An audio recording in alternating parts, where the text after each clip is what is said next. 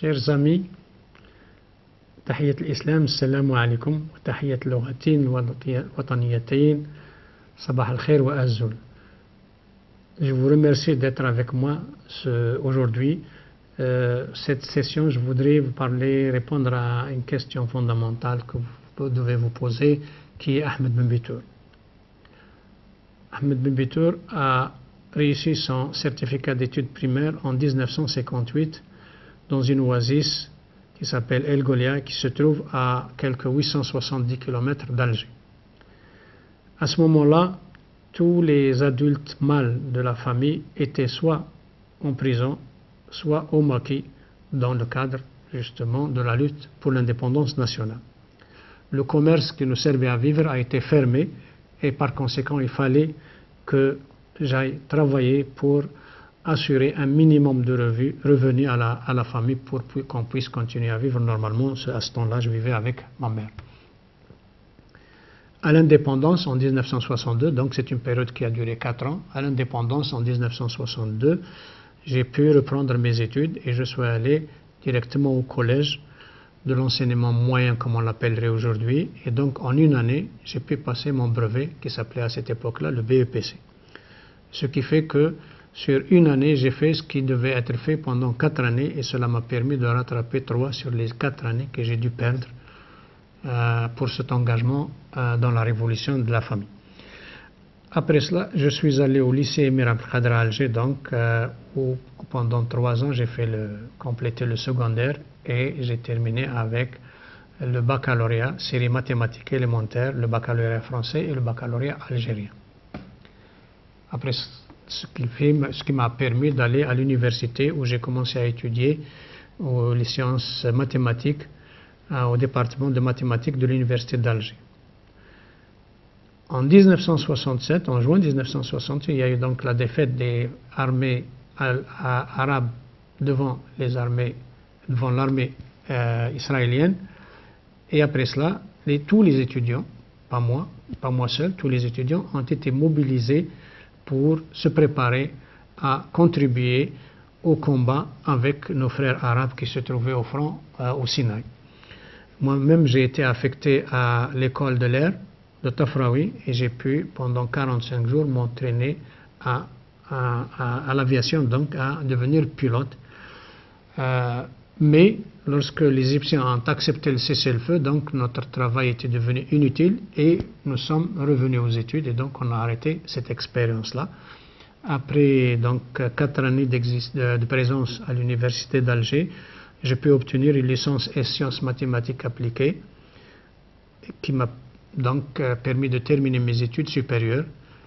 À ce moment-là, il fallait aller au service militaire et au service militaire, donc j'ai fait mon entraînement d'officier à l'école de chercheur, l'école interarmes. Et à la fin de cet exercice, j'ai été affecté à l'école de la marine pendant donc 1 an et demi. Ce qui fait que, à l'occasion de mon service militaire, j'ai eu la chance de fréquenter finalement les 3 corps d'armée, l'aviation, l'armée de terre et la marine. Et ceci me permet d'avoir une expérience relativement intéressante pour mieux connaître comment fonctionne notre armée nationale populaire. Donc, à la fin du service militaire, je suis revenu à l'université pour faire un 2A en mathématiques appliquées, c'est-à-dire un 2A en calcul des probabilités statistiques, ce qui m'a permis de pouvoir aller faire des études au Canada à l'école des hautes études commerciales, HEC Montréal, avec à la fin le diplôme de Master in Business Administration, le fameux MBA. Et je suis tout de suite revenu au pays pour commencer à travailler. J'ai été directeur central dans une entreprise publique, ensuite directeur central au ministère de l'Industrie jusqu'à la fin 1979.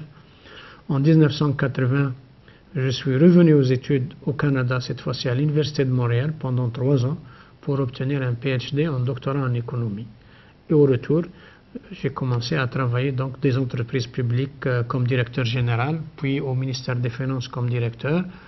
Et enfin, après les événements d'octobre 88, j'ai démissionné de l'administration et j'ai commencé à travailler pour mon propre compte comme consultant dans les entreprises publiques jusqu'au tout début de 1991 où j'ai été appelé donc à la présidence de la République, au bureau du président, pour m'occuper des questions économiques et sociales.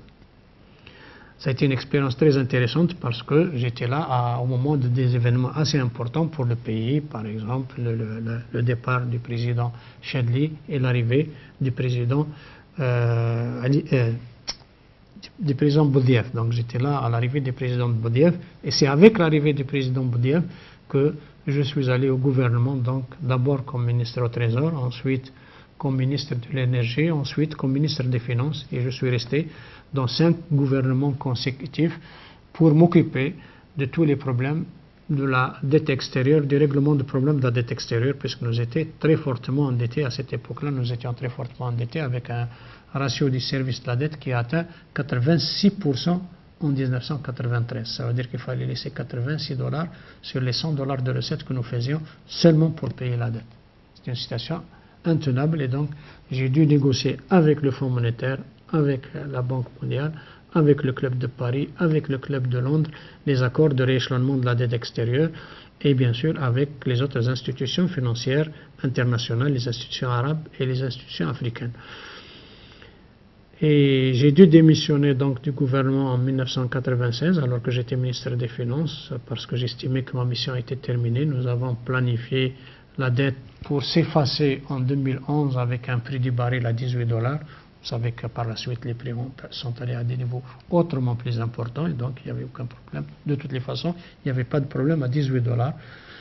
Et j'ai commencé à retravailler cette fois-ci comme consultant pour aussi bien le compte de la Banque mondiale que le Fonds monétaire international que un certain nombre d'entreprises publiques algériennes jusqu'à ce qu'on m'appelle comme sénateur au Conseil de la Nation qu'on venait de créer justement et j'ai été choisi comme président de la Commission économique et financière.